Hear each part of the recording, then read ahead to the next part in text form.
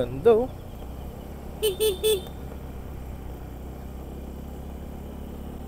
Ha, ha.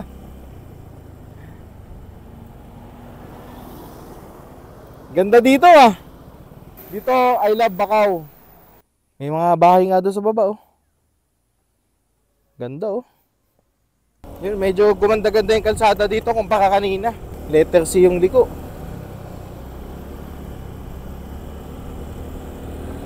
Ganda ng kalsada dito.